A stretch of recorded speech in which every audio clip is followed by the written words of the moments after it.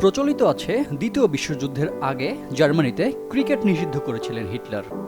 দিনের পর দিনেও যে খেলার নিষ্পত্তি হয় না তাকে সময়ক্ষেপণ বলেই মনে করেছিলেন তিনি, যদিও তার সত্যতা নিশ্চিত করা যায়নি।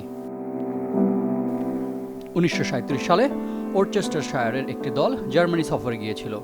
তখন অ্যাডলফ হিটলারের শাসনামল। সেই দল নিয়েই কিনা নিশ্চিত নয়, কিন্তু কথিত আছে ম্যাচের চতুর্থ দিনে হিটলার খোঁজ নিয়ে জানতে পারেন তখনও খেলার নিষ্পত্তি ঘটেনি। পঞ্চম দিন জানতে পারলেন ম্যাচ ড্র। সময়ের অপচয় দেখে তারপরেই জার্মানিতে নিষিদ্ধ করেছিলেন ক্রিকেট। সে যুগের হিটলারের মতো এ যুগে অ্যানা মারিয়া, ইতালির ছোট্ট শহর মনফ্যালকনের মেয়র, তিনি নিজ শহরে নিষিদ্ধ করেছেন ক্রিকেট। তার যুক্তি, শহরটির নিজস্ব সংস্কৃতির বিপর্যয় ঘটেছে ক্রিকেটের মাধ্যমে, যার অভিযোগের তীর বাংলাদেশিদের দিকে।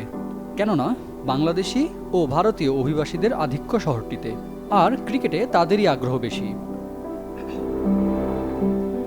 শহরের 30,000 জনসংখ্যার 1/3 অভিবাসী। 90-এর দশক থেকে জাহাজ নির্মাণ কর্মী হিসেবে যারা এই শহরে আসতে শুরু করেন। ছুটির দিনে তাদের বিনোদনের অন্যতম মাধ্যম ছিল ক্রিকেট। উপমহাদেশের জনপ্রিয় খেলাটি ঘিরে প্রবাসীদের মিলন মেলা বসত বিভিন্ন পার্ক ও মাঠে। সেটাও বন্ধের চেষ্টায় মেয়র তুলে ফেলেছেন পার্কে বসার বেঞ্চগুলো। মেয়র অ্যানা মারিয়া উপমহাদেশে মানুষের ধর্ম, সংস্কৃতি, পোশাক, খাবার সহ সব কিছুর বিস্তৃতিতে বিরক্ত, সঙ্গে ভীত।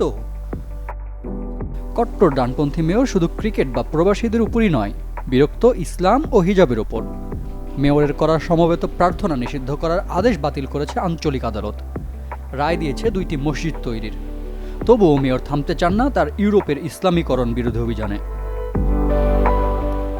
ইসলামের চর্চা ঠেকাতে না পারলেও কঠোর হস্তে ক্রিকেট দমনের পথ বেছে নিয়েছেন। পুলিশকে দিয়েছেন জরিমানার নির্দেশনা। উন্মুক্ত স্থানে কাউকে ক্রিকেট খেলতে দেখলে 100 ইউরো জরিমানা করবে। তাই এখন অভিবাসীদের ভরসা শহরের বাইরের খোলা প্রান্তর। প্রবাসী বাংলাদেশি মিয়া বাপ্পি নিজের কষ্টের কথা বলেছেন বিবিসিকে। সিসিটিভি দেখে পুলিশ খুঁজে বের করে ক্রিকেট ম্যাচ, খেলা বন্ধ করে দিয়ে করে জরিমানা। ইউরোপিয়ান দেশ ইতালি যেখানে 2026 টি-20 বিশ্বকাপ খেলার পথে এগিয়ে চলেছে, ঠিক তখনই ক্রিকেট নিয়ে এমন নিষেধাজ্ঞা এলো মনফ্যালকন থেকে। অস্ট্রেলিয়া ছেড়ে সে দেশের জাতীয় দলে যোগ দিয়েছেন জো বার্নস। রিফাত হোসেন, চ্যানেল 24।